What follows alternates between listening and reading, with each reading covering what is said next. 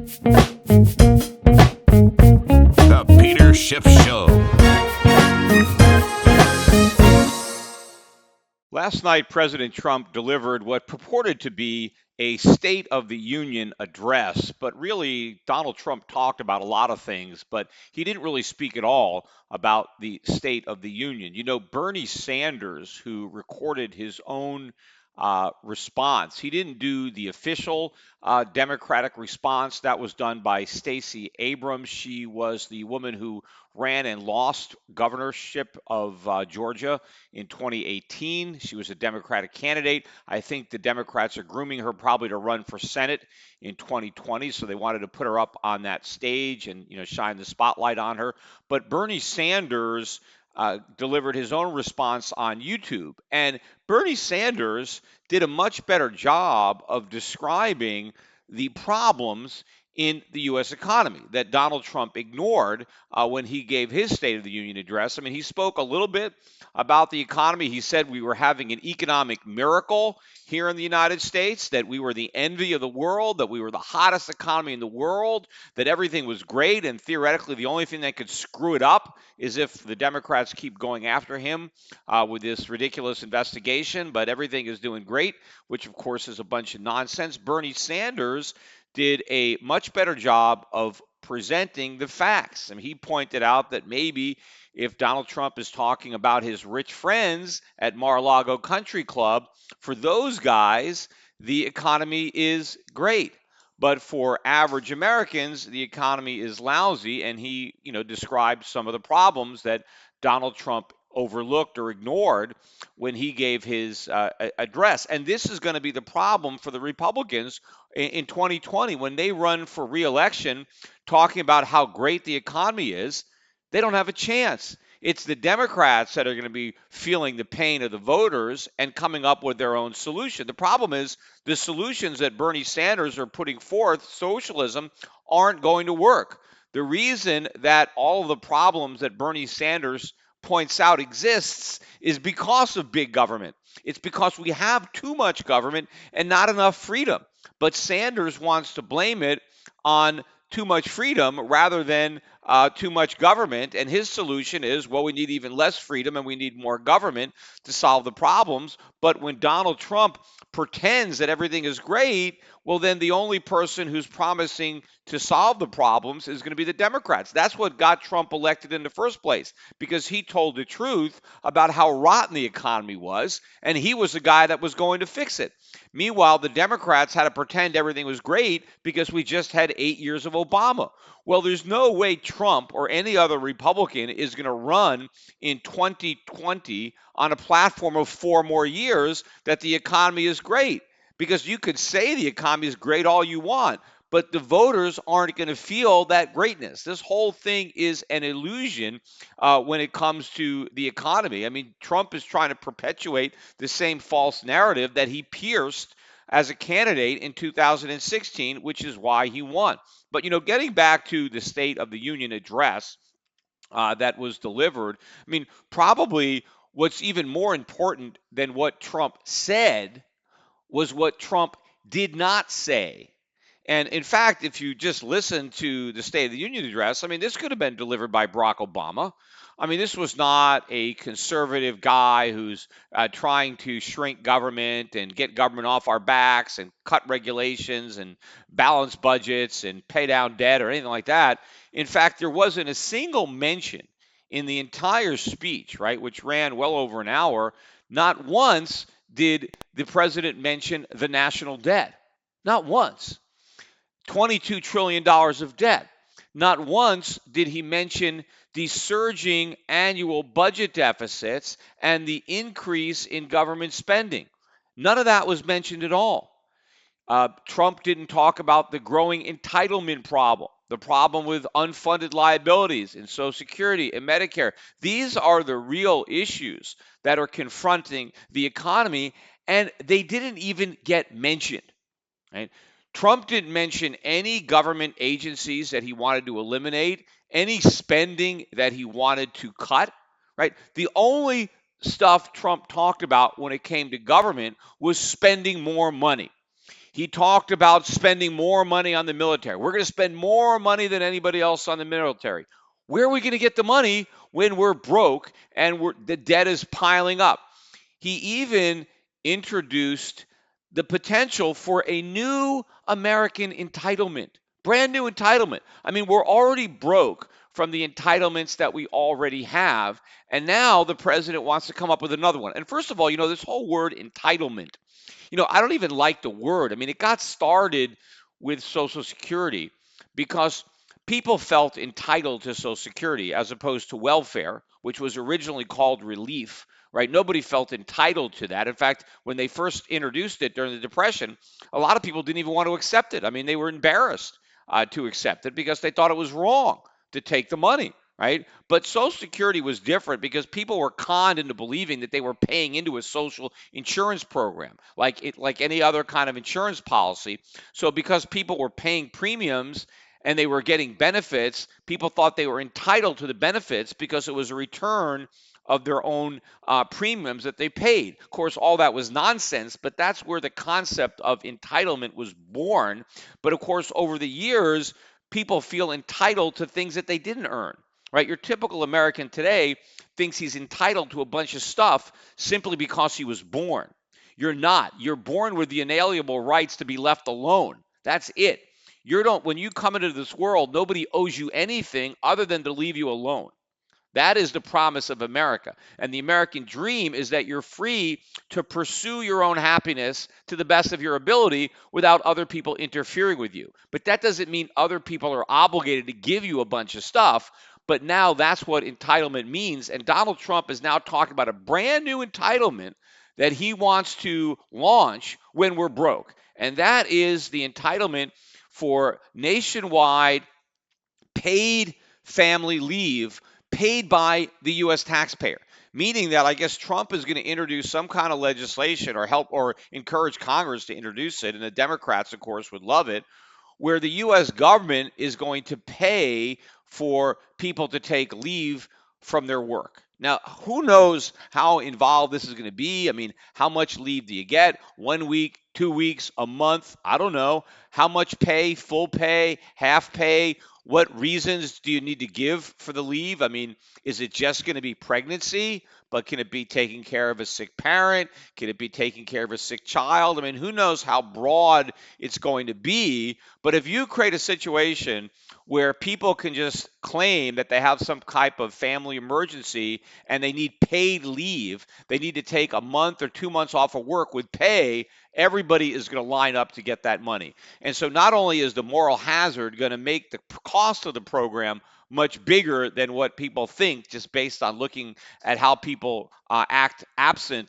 that moral hazard, but it's also going to create a lot of problems for American employers if a lot of their workers just start taking time off with pay. Because even if the employer doesn't have to pay those people, the labor's gone. I mean, maybe they're doing important jobs that need to be done. And how do you find somebody to replace that worker, especially if they need to be trained? Because I'm sure there'll be some kind of requirement that if a worker leaves for a month to take advantage of this paid leave, you can't fire them. You got to have the job waiting for them when they get back. So what does the employer do? How do you hire somebody just for a month? Hey, will you take this job, but I'm going to have to fire you in a month when this guy gets back? And, how are you going to be able to train them in that short a period of time? So that type of entitlement is just going to be another big disaster for the American economy. And, the crazy part about it, as Trump is talking about all the ways he wants to make government bigger, right? He also talked about the idea that people with pre-existing conditions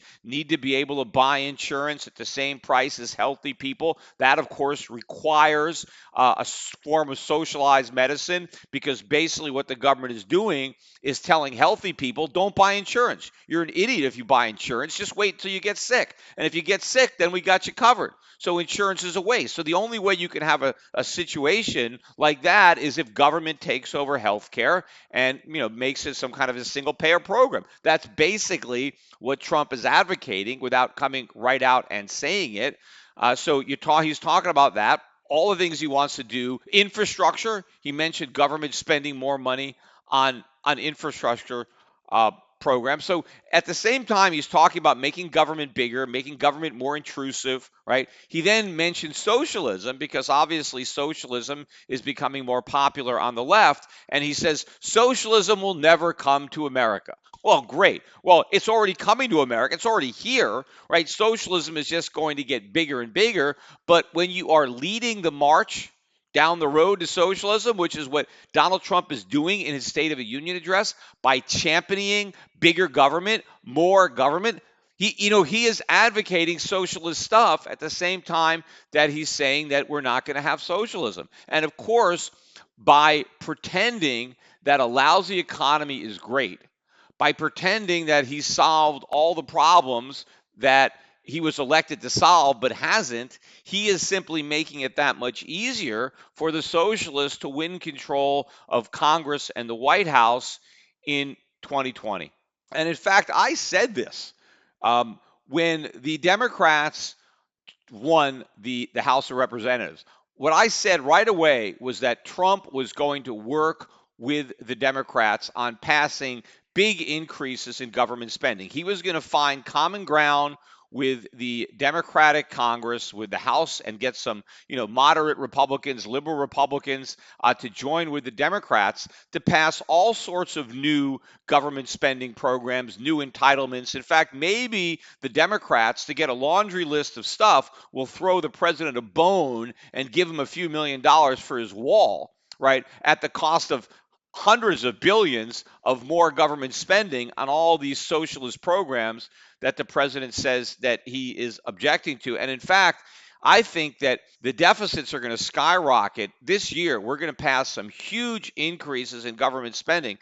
Maybe not any tax cuts. We might get a tax cut bill next year as part of a stimulus when we're in recession, and then maybe there'll be some kind of tax cut for the poor and the middle class that may even be accompanied with a tax hike for the millionaires and the billionaires who did so well in the past, but we now have to make them pay because the prosperity didn't trickle down, and now we have this big recession. And so Trump is going to be cooperating with the Democrats, maybe to think that, that's going to help him get reelected because he worked with the Democrats, he reached across party lines.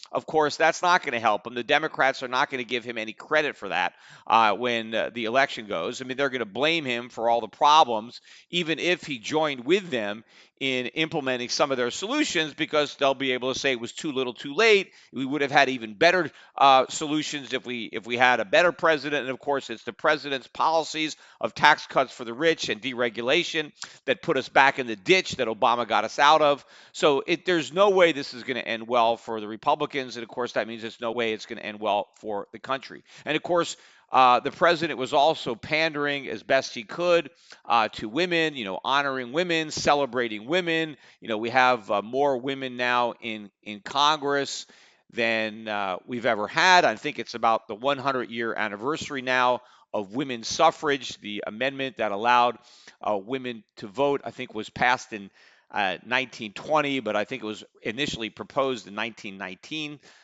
So here we are 100 years later.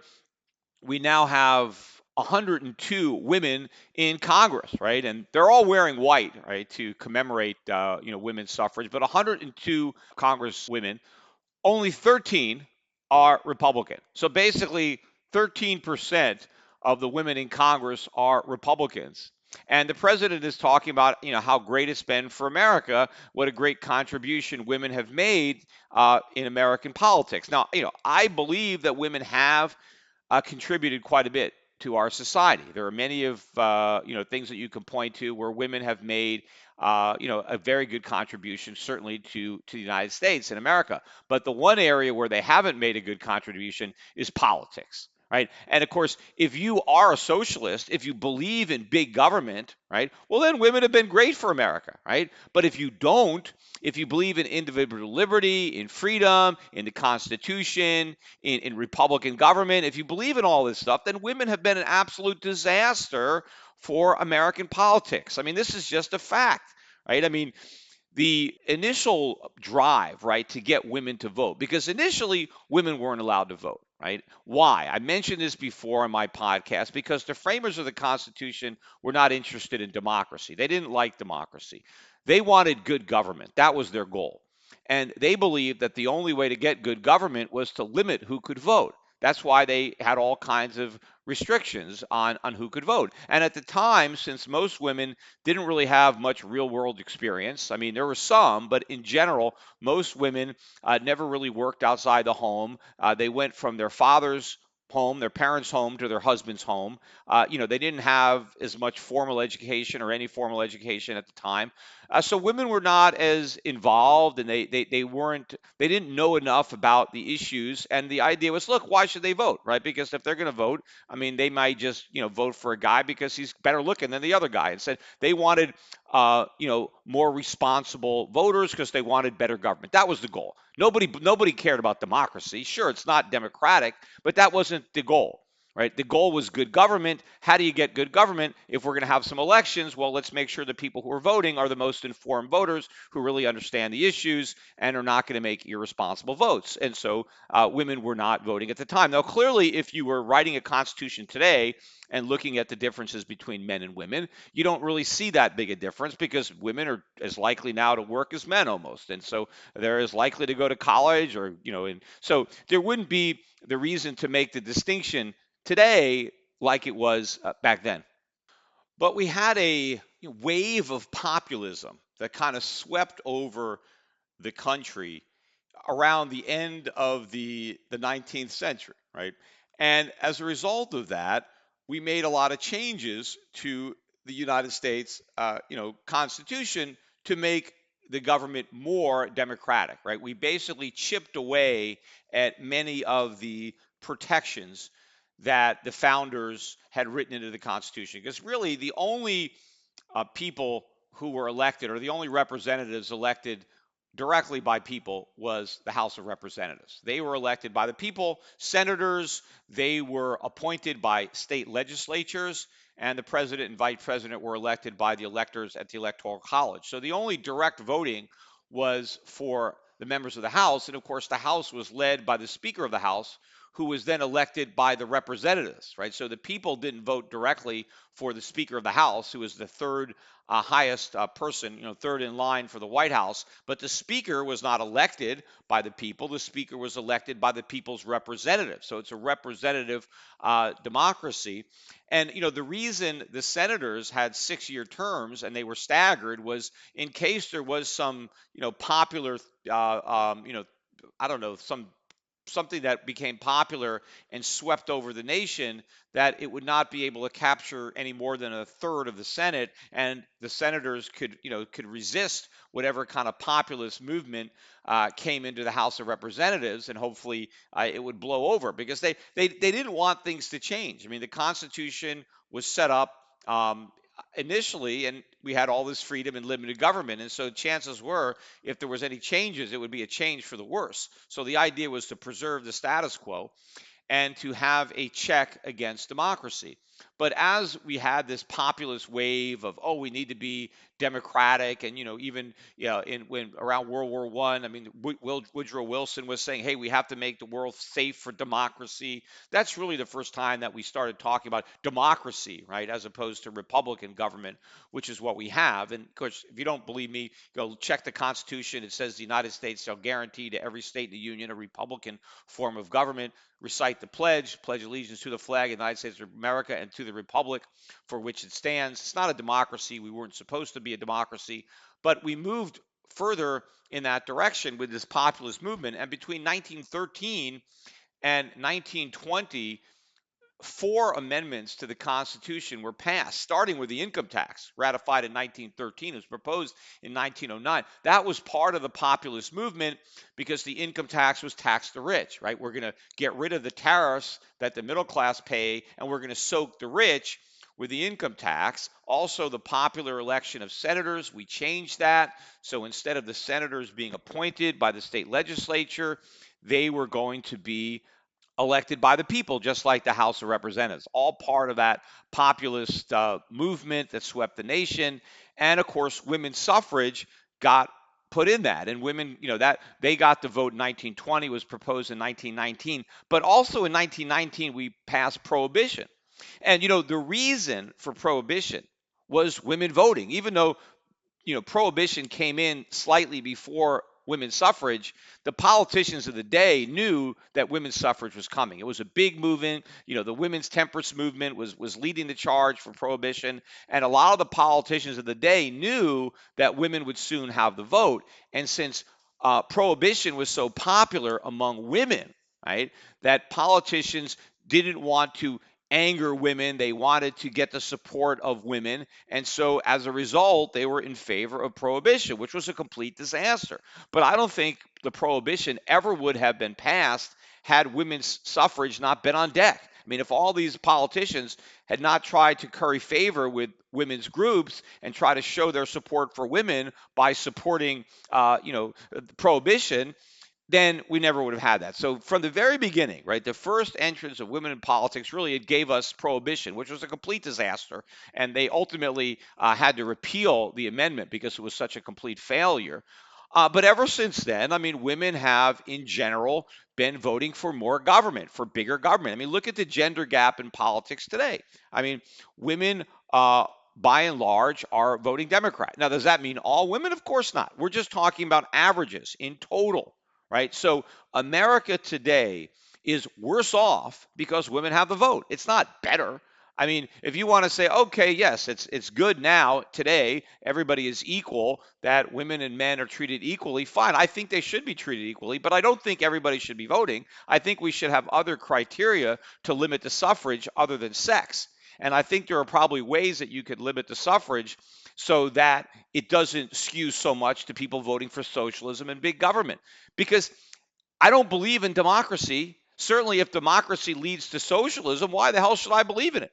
Right? I mean, look, I mean, I'm Jewish, right? The Jews, they've been terrible in this country when it comes to politics. I mean, we've made a lot of contributions in other areas, of the country. But when it comes to politics, if you look at the way Jewish people vote, they overwhelmingly vote Democrat. Not is every Jew a Democrat? No. I mean, I'm Jewish and I'm not, and there are some that are not, but the vast majority are. And so as a result of the Jewish vote, America is worse off, right, than without it. But the key is not to have everybody voting if they're going to vote in socialism. See, people who believe in democracy, according to that theory, if the majority wants socialism, then you have to support it. I don't give a damn what the majority wants. If the majority wants to do something wrong, why should I be in favor of it just because the majority wants to do it? Right? It's wrong. Right? The definition of a democracy, probably one of the best ones I've ever heard, is two foxes and a chicken voting on what to have for dinner. Right? I mean, so obviously I know how the vote's going to go. That doesn't mean it's right. Right? The definition of a republic is a well-armed chicken challenging the vote. So if you believe in good government, constitutional government, limited government, then you don't believe in democracy. If you just believe in democracy, then you don't believe in any of that. Because if the majority, if 51% of the people, want to take away the wealth of the other 49, well, hey, you got to be in favor of it. So Trump out there talking about how great it is for America that we have all these women voting, we have all these women congressmen, they're all Democrats. What's great about that? And in fact, if we end up with a socialist government in 2020, it's going to be because of the women's vote. I mean, that's what's going to tip the balance. It's going to be women that are going to take us into socialism. And probably one of the reasons for that, I think, is they tend to be, I think, in general, more compassionate or more motherly or more nurturing. And so I think the message of the state taking care of everybody, making sure nobody is hungry, making sure nobody is uneducated, make sure nobody goes without medical care. I think that mothering, nurturing nature means that women are probably more likely to fall for that nonsense than men. In general, obviously not all women, but in general, there's that difference because otherwise, how else do you explain the gender gap? Why do you have this going on? I just think that that's part of what makes women women, and what makes them different from men probably makes them on average more likely to gravitate to these socialist type candidates. And certainly the younger they are, the more likely they are to gravitate to it. And that's true with males too. I mean, males are more likely to fall for this nonsense when they're 18, 19, 20 than when they're 30 or 35, which is, why I've supported a much higher voting age, give people a chance to grow and mature and learn and get some experience so they grow out of all this, these idealistic theories that they have when they're young and they believe all this stuff. But I think, women are probably more likely to hold on to some of these emotional beliefs than are men, as they get older. So in general, this has not been a positive force in American politics. It's been terrible. Women have helped lead the way towards big government and towards a loss of individual liberty and individual freedom. Not every woman, clearly, but on balance, that's what they've done. Now, of course, I don't want to let the men off the hook. I mean, maybe a lot of these wars that we had wouldn't have been started, but for men. But when it comes to just individual liberty and freedom and Constitution, we have a lot less of that now because of the influence of women in elections than would have been the case, had women voted more like men. Another thing that Donald Trump did not mention at all, of course, were the record trade deficits under his administration. Of course, didn't talk about the budget deficits or the national debt. He talked about trade, but not from the perspective that we're losing the trade war because of the record deficits. In fact, we actually got a trade deficit that came out this morning for the month of November that was actually quite a bit smaller than had been forecast. It was supposed to be 54 billion. Last month was upwardly revised to 55.7 billion, and it dropped to 49.3 billion in November. Now, why did that happen? I think the main reason for the big drop in the trade deficit is that I think importers were trying to front run a lot of the tariffs that were going to kick in, and so they wanted to hurry up and order some stuff and get it in before the tariffs. And so that led to a pickup in imports and also a build in inventories. And one of the main reasons that the GDP numbers have been higher has been because of the inventory build. That's been the biggest contributor to the higher GDP numbers. Well, if now we're starting to see a big decline in imports, it's probably because that inventory build is done and we finished front loading those imports and those inventories. So this should bode ill for future GDP because now that companies are not going to be building inventory as much. In fact, inventory may in fact even be drawing down. I think there was a huge collapse in imports, which was the real reason for the decline in the trade deficit. It's not that we have surging exports because our economy is booming. It's just that we had a big drop in imports, and part of that, of course, could be because the bubble is deflating, and part of that is this: well, Americans can't afford to buy as much, and so if we can't buy as much, we're not importing as much because most of the stuff that we buy, we do import. I could give you another just piece of anecdotal evidence about why, how the U.S. economy is in such bad shape. And that the Bernie Sanders take on the State of the Union is far more accurate than Donald Trump's, is I finally got somebody to buy my house in Boca Raton. And, this thing was on the market for many, many months and finally this is the second offer. I mean, the first offer that I turned down was crazy low. And then I finally got somebody to make a reasonable offer. And so we were able to negotiate the sale of the condo in Boca. But, the market is very, very soft. I sold the condo for about 15% less than I paid for it 9 years ago.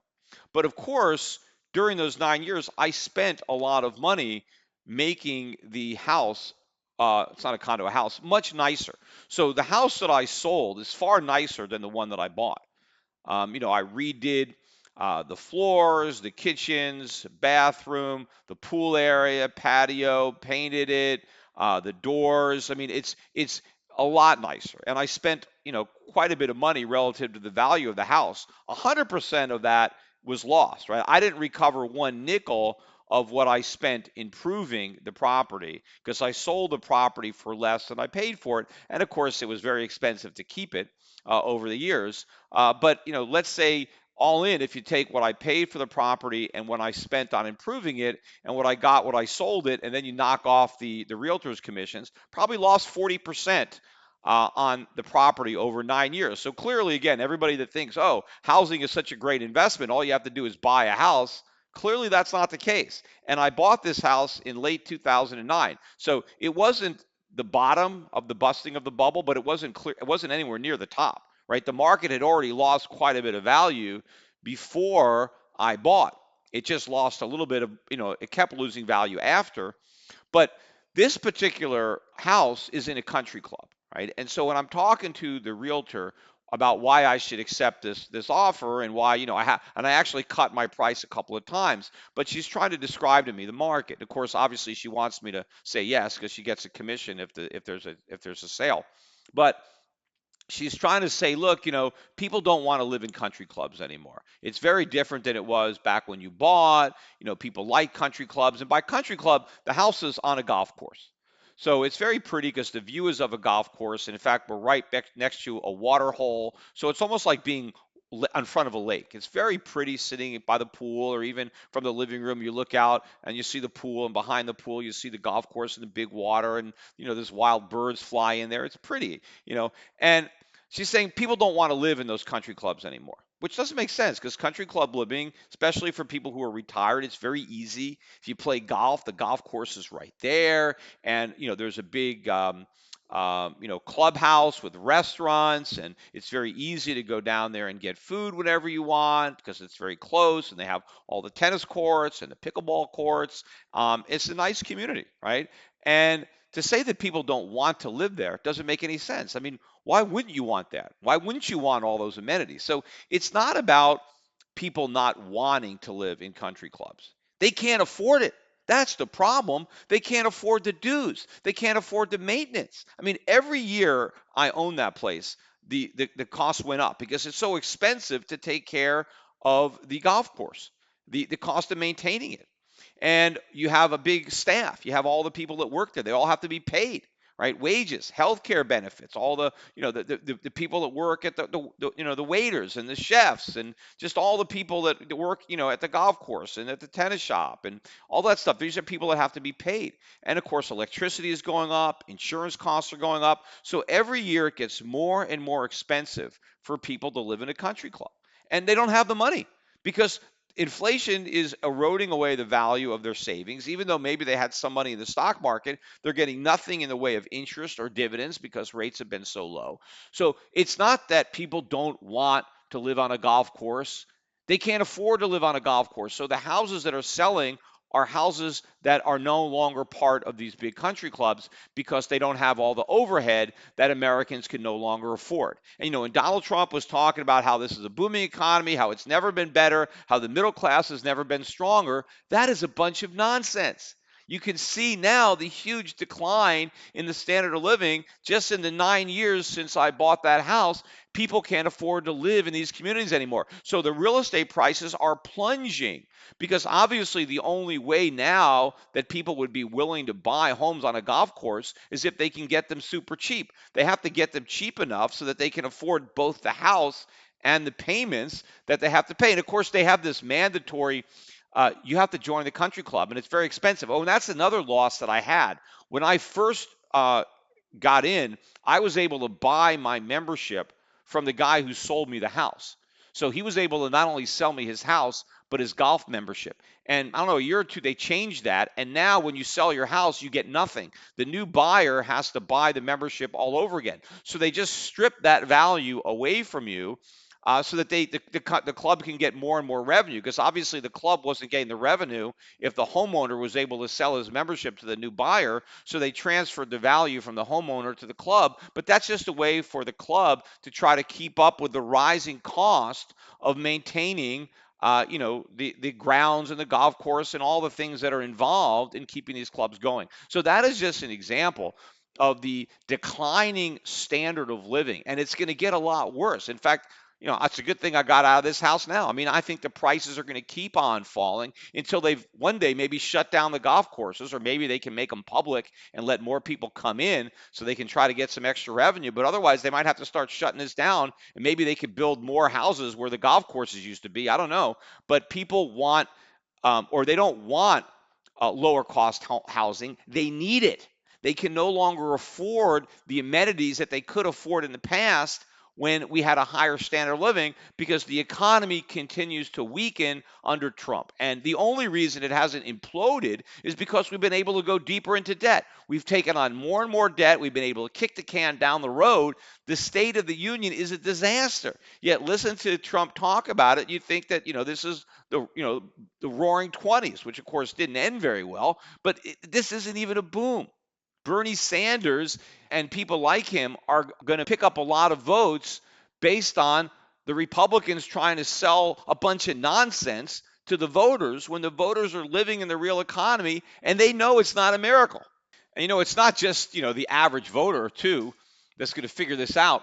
Look at the investors. Look how clueless these investors are right now, trying to get the public to believe the economy is good. I was watching this conversation on CNBC between Steve Leisman, their senior economist, and Mohammed El-Arian, big investment guy, big bond guy, and they're all talking about what the Fed should do with interest rates and why they shouldn't increase them. And they're talking about how great the economy is and that the Fed should just let it rip.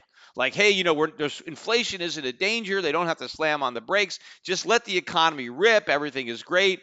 Nothing is ripping. The economy isn't a car. You don't step on the gas and step on the brakes. It's not about the thinking that a strong economy is going to create inflation. There is no economic boom. There was just a bubble.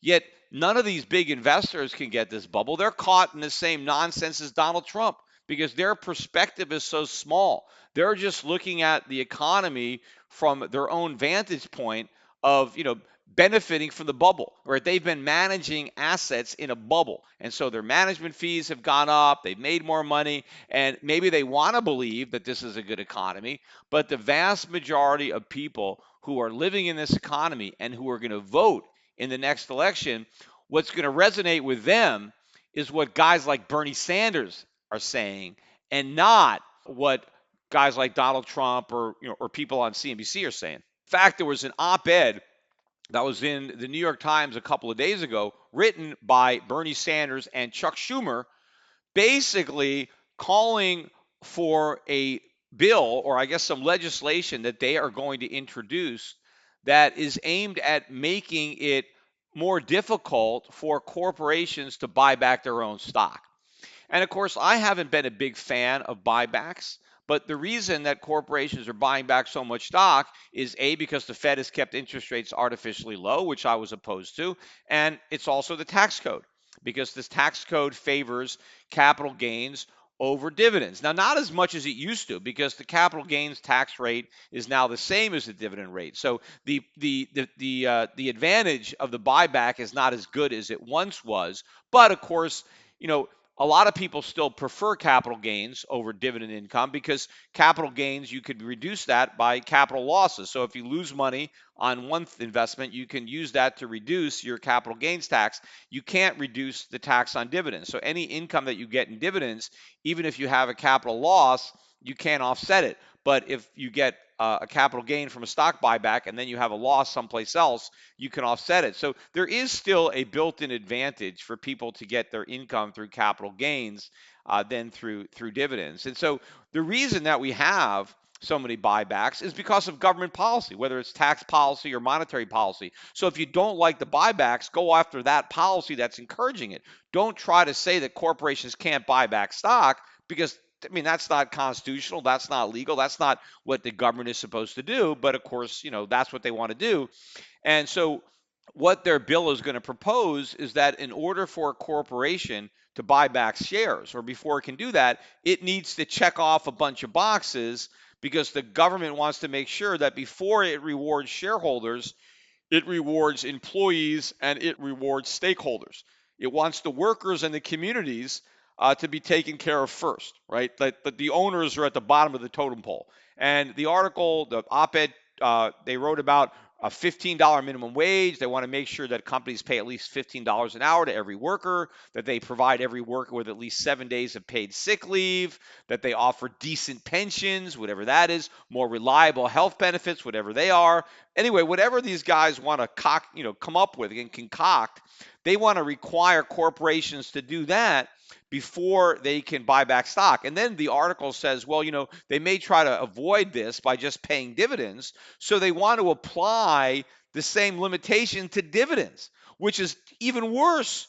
Basically, what they want to say is the owners of the companies can't share in the profits, can't get any profits from the business until an adequate amount of money is first distributed to the workers and to the community above and beyond the the salaries that the workers have agreed to and the taxes that the communities are already imposing. There's got to be some additional money flowing to those stakeholders and workers before the owners can see the first dollar. Which, again, this is not only just socialism, this is fascism, which is a form of socialism. But you basically have the government taking over the means of production through taxation and regulation. Because if the government is going to say the stockholders, their claim on income is junior to the workers and the stakeholders, what does that mean? I mean, who owns the company? The government. Right? The companies are going to be run for the benefit of the employees and society and not for the benefit of the owners. That, oh, sure, if there's any money left over after these other groups get whatever we believe they're entitled to, well, then, the owners can get the scraps. This is the political risk that I've been talking about when it comes to investing in any U.S. publicly traded company. This is like nationalization. This is like the company is being nationalized. The real owners are getting screwed, and they're looting the companies and trying to give them the money to employees or other members of the community, basically in exchange for their votes. This is all about democracy in action, which ultimately becomes mobocracy, which becomes socialism, fascism. This is where we're headed. And again, the fact that Donald Trump is championing this bubble economy and advocating for even more government and pretending like there's nothing wrong when this blows up, this type of stuff is going to gain a lot of traction, just like that populist movement that gave us the income tax and the Federal Reserve was thrown in there, right? I think I mentioned that the Federal Reserve came in 1913 during those 7 years where we're getting all these constitutional amendments. We also got the Federal Reserve, but so the populism gave us the income tax, the Federal Reserve, direct election of senators, prohibition, women's suffrage, right? We had that huge movement. This next movement isn't just going to be a populist movement, it's a socialist movement, and we're going to get stuff like was outlined in this op-ed by Sanders and Chuck Schumer. And before I forget, too, I want to throw in a bit of a commercial. I am leaving tomorrow for the Orlando Money Show. So I'm going to be there for Friday and Saturday. If you're in the Orlando area, make sure and come by. I got a couple of new reps that joined my office in Boca Raton.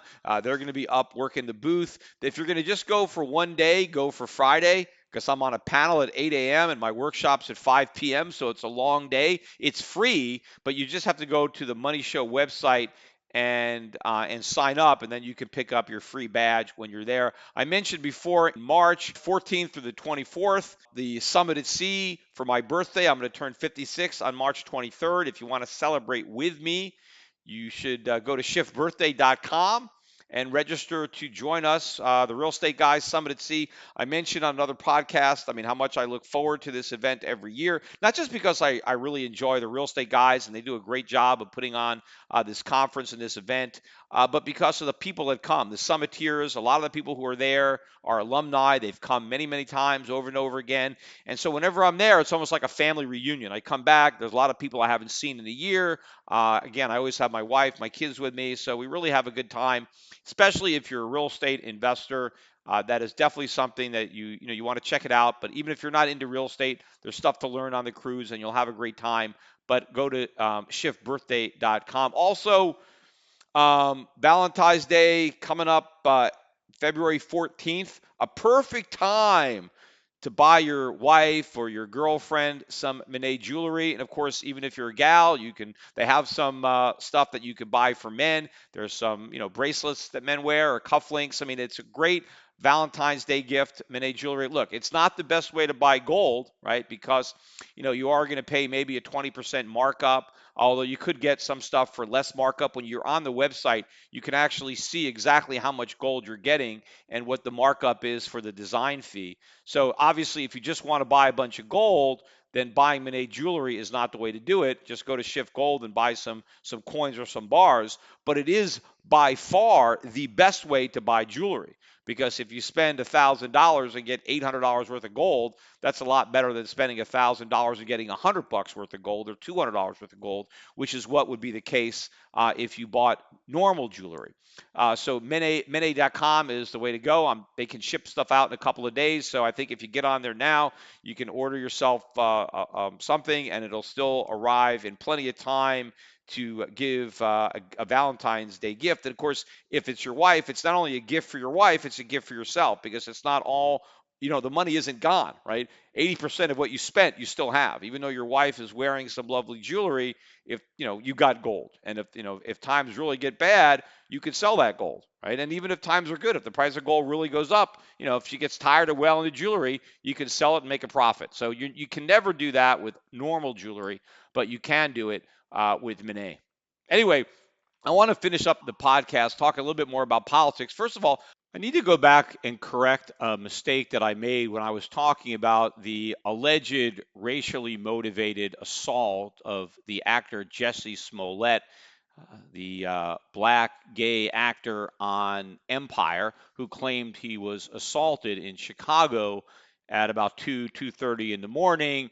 And when I initially talked about it, I pointed out one of the reasons that I thought the story was so implausible was that I read that he was staying at a hotel, and the hotel that he was staying at, I read that they had 7 day a week, 24-hour room service. And so it didn't make any sense to me that at 20 degrees below at 2 in the morning, a few days after receiving a threatening letter supposedly in the mail, that you would go out in that type of weather when all you had to do was pick up the phone and order room service. Well, apparently, the article that I read that claimed he was staying at the hotel was wrong. He wasn't staying at the hotel. The hotel was next door to the high-rise condominium where he was staying. And in fact, he went into the hotel at some point after the alleged attack occurred, but he was not a registered guest. So therefore, he could not have just picked up the phone and ordered room service. So I was wrong about that. And so that is not a reason to not believe him. Although I still think that his story is completely incredulous. I mean, yes, the fact that he wasn't at a hotel makes it slightly less implausible that it actually happened. But now that I actually know even more evidence about it, I mean, first of all, I thought that he was bruised for some reason, or there was something about maybe he had a cracked rib, which he didn't have. Apparently, the only physical evidence that anything happened to him was a scratch under one eye. A scratch.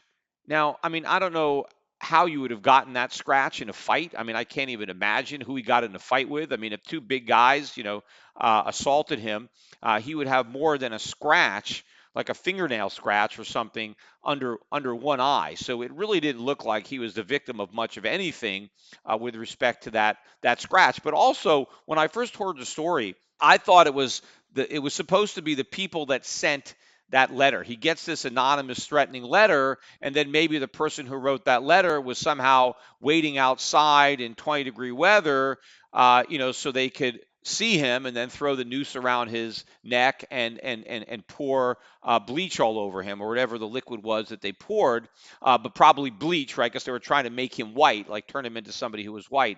And they had a noose because, after all, right, we like to string up black people. So they were waiting for him with all this stuff. But apparently, according to the way Smollett has described the encounter, that wasn't the case, that these guys just happened to run into him and recognize him, right? That they saw him coming out of the Subway restaurant, and they said, "Oh, aren't you Jesse Smollett? That African American homosexual." Of course, not using those words, using racially charged words, but basically, "Hey, aren't you that guy?" Now, first of all, if these guys really are a bunch of white racists, what's the chances that they actually watch Empire, a show basically about blacks, a black family with a black cast. I mean, if you dislike black people so much, why would you even watch that show? And of course, you have to really watch it to know who the actors are, to know their names, and to know their characters, right? So these are big fans somehow of Empire, yet they're a bunch of racists. And I don't know what Smollett was wearing because it was 20 degrees below. I mean, I'm sure he had some kind of hat on. Maybe he was even bundled up. I mean, how do you even recognize somebody at night? And when they're probably bundled up because it's cold weather, but somehow they recognized him, right? He just happened to be walking around at 2:30, 2 in the morning, 20-degree weather, and the two people that he happened to run into just happened to be fans of his show. And they also happened to be a bunch of white homophobic racists who were fans of Empire. And just so it happens, these two guys randomly walking on the street, well, they just happen to have a noose, right? They didn't just have a rope, they had a noose. They had already made the noose and they had the bleach, which I guess they carry around with them all the time, just in case they run into a famous homosexual black actor, because they want to make sure that in case they run into somebody like that, that they've got the noose ready to go. They can throw it right around his neck and douse him with the bleach. And by the way, I don't know how long they were walking around with that bleach, but it was 20 degrees below zero. Why didn't the bleach freeze, right? I mean, it should have been a block of ice. They shouldn't have been able to pour anything on it because it should have just been ice in whatever the container that they had. So again, the idea that these guys happen to be walking around with a noose at 2:30 in the morning at minus 20-degree weather, I mean, that also is crazy. And then I read the guy claims, Smollett claims he fought back. He wasn't just an innocent guy. He actually bravely fought back. He fought against these two guys, which would mean if he got into a fight with them, if he just didn't let them, throw the noose on his neck and hit him a couple times, whatever, if he actually fought back, he would have even more bruises. He would have maybe some bruises on his hands. Where's the DNA evidence under his fingernails? And meanwhile, not only did he fight back, he was on the phone the entire time. So he didn't even drop his phone. He fought back with one hand and he got a phone in the other hand. Oh, wait a minute. He had a sandwich. He had a sandwich in one hand and a salad and a phone, yet somehow with his hands full of stuff, he still managed to fight back, and all he got was one little scratch below his eye. So again, this story gets even more incredulous as you peel the onion. And again, as I said, nobody is criticizing him, with the exception, if you go on YouTube, pretty much you will find a lot of videos made by other black guys, right? And that are pretty much saying BS. I don't believe Jet. This is no way this happened, right? There's some black guys that can come out and say it, but there's very few white people that can come out and say it because they're afraid of being called racist. And I still keep reading all the articles about the assault, the vicious attack. It wasn't even a vicious attack. He's got a tiny little scratch underneath his eye. So even if he was attacked, it wasn't that bad. In fact, everybody is making a big deal. Chicago is almost the murder capital of the country. You know how many blacks are murdered in Chicago every week or every day, or brutally assaulted?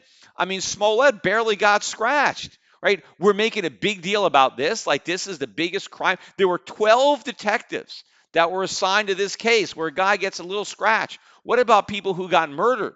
Don't they get any justice? I mean, we're making a big deal about the fact that maybe there's a couple of white racists that scratched a black celebrity and put a noose around his neck. What about all the other black criminals, thugs, murderers who are brutally killing other black people? See, no one cares about that. If a black person murders a black person, oh, no big deal. That happens every day. But hey, if a white racist throws a noose around someone's neck and puts a little scratch, oh no. I mean, if it actually happened, yes. I mean, should people go around throwing nooses on other people's necks? No. But the guy was barely touched. There are no damages, which is, again, it makes it more likely that the whole thing was made up, because he obviously he didn't want to beat himself up too badly. So maybe a little scratch. And I don't know whether he got the scratch anyway because something happened to him and then he just had the scratch.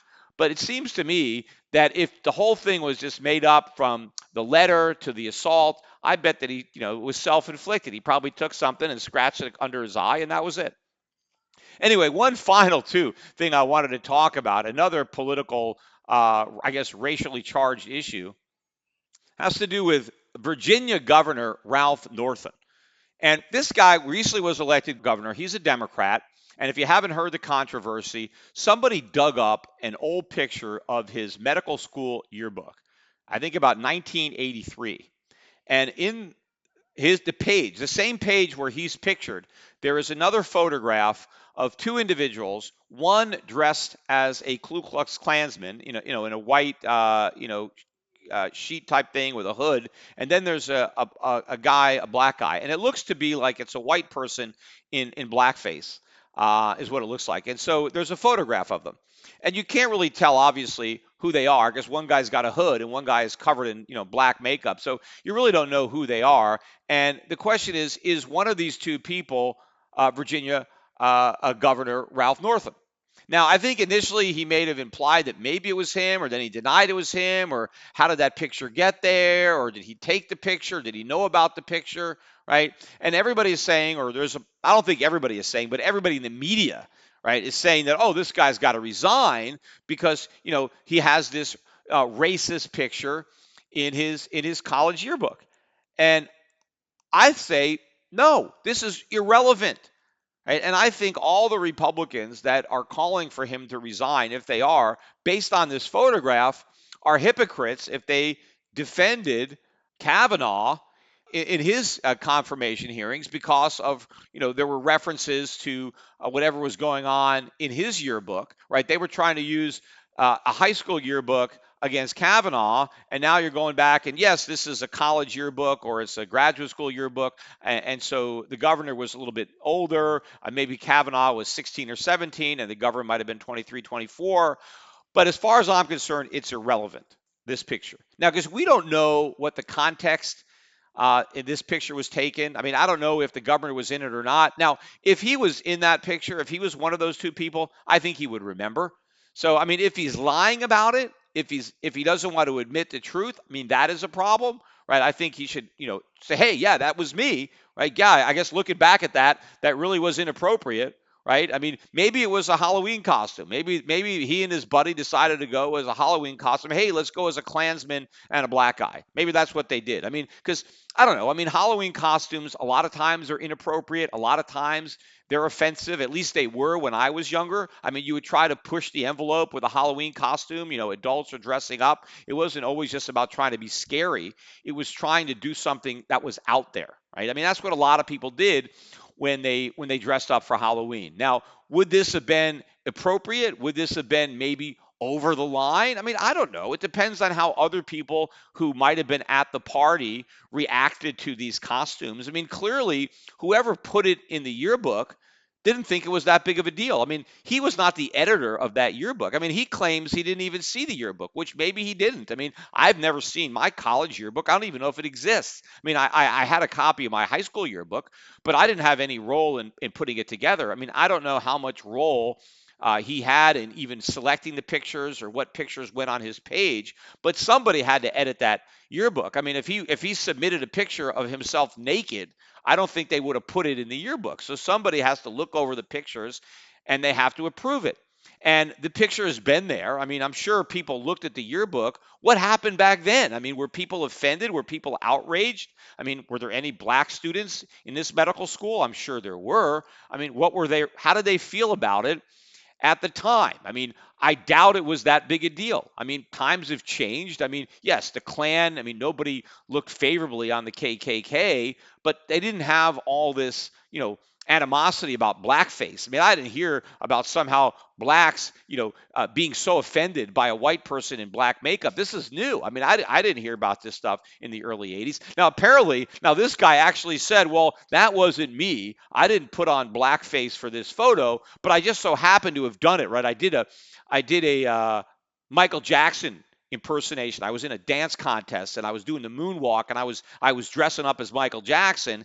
And so, I put a little black shoe polish on my face so I could look more like Michael Jackson, which of course, shows you how much times change. Because if he was impersonating Michael Jackson 20 years later, he wouldn't have needed any blackface. I mean, Michael Jackson, when he died, he was probably whiter than I am.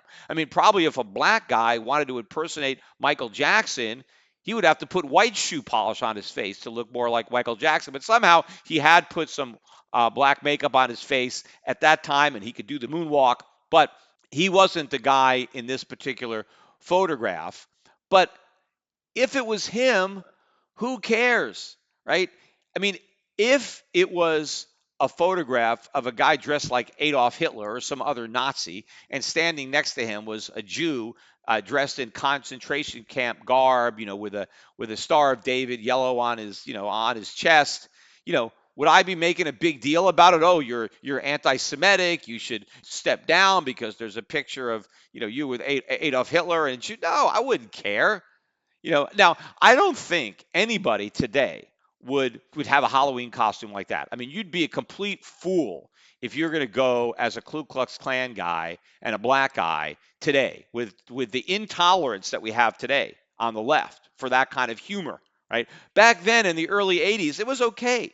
People were more tolerant of that. I mean, people could laugh at that. People could think that was funny. Now, some people might have been offended, but again, that was part of the idea sometimes behind these costumes. Let's offend people. Let's be offensive. I mean, you had a right to be offensive back then, right? Now, apparently, you don't, right? Everybody has to make sure that they don't do anything that could possibly offend anybody else. So that's just more individual liberty that we've lost. But just because something was done 35 years ago that was okay back then, maybe a little inappropriate, but certainly okay, doesn't mean you use today's standards and condemn the individual and say, well, you're a racist, you got to step down. What proof do they have that he is a racist other than this 35-year-old photograph where he may not have been one of the people? What difference does it make? I mean, if he has a history of racism, that should be out there, right? There should be evidence of it, not just this photograph that surfaces. Now, of course, a lot of people think, this is great, right? Let the Democrats stew in their own brew, right? They made this bed, let them lie in it, right? You know, I don't believe that. I've never believed that two wrongs make a right. I want to be consistent. I don't want to be a hypocrite. And just the way I defended Kavanaugh, I'm going to defend Northam. Now, I don't like his politics, right? And maybe it'd be better if he did resign for politicals because he's a Democrat. Hey, let's have a Republican governor instead of this guy. But he should not resign because of this photograph in his yearbook. And nobody should call for his resignation because of this photograph. But of course, if the Democrats don't, then they look like hypocrites. If they're willing to condemn Kavanaugh for his high school yearbook, how are they going to give this guy a pass for his medical school yearbook? But again, things change, right? What is acceptable at one point in time may not be acceptable in the future. I mean, take the movie Blazing Saddles, right? I don't know how many people who listen to my podcast have seen Blazing Saddles. It's a very, very funny movie, Mel Brooks movie from the 1970s. Right? You could not make that movie today. I don't even think you can show that movie today. I think if a theater tried to screen Blazing Saddles, all there'd be is protesters out there. This is terrible, the way it depicts blacks. But you know what? It actually doesn't. If you actually watch the movie, right, for all the use of the N-word and all that stuff, the fools are the white guys. It's the townspeople of Rock Ridge. They're a bunch of idiots. The smartest character in that movie is the sheriff, the black sheriff played by Clavon Little. I mean, he's the smart guy. He makes all the white guys look like a bunch of idiots. But yes, there's a lot of offensive language in there, and there's a lot of stuff that would be deemed too politically incorrect to be aired today.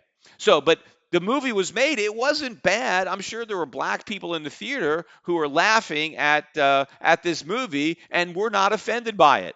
But today, all of a sudden, it's offensive. So you can't judge things that happened 30, 40 years ago, right? And say, oh, today it's wrong. Today it's inappropriate and racist. And we're going to apply the standards that exist today to the standards that existed at the time.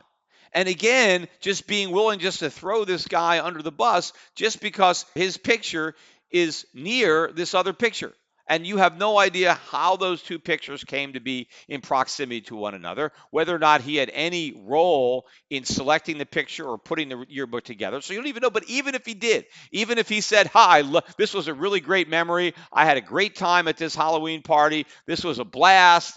Everybody thought it was funny. We won best costume. Who the hell knows? Yeah, put it in the yearbook. Even if that's what happened, so what? so what? But again, all we have now today is form over substance. This political correctness, everybody has to conform. And what you do to show how tolerant you are is by having absolutely no tolerance whatsoever for anything that can be remotely related to being racist or homophobic. And so the irony of it is, in order to prove that you are tolerant, you are completely intolerant.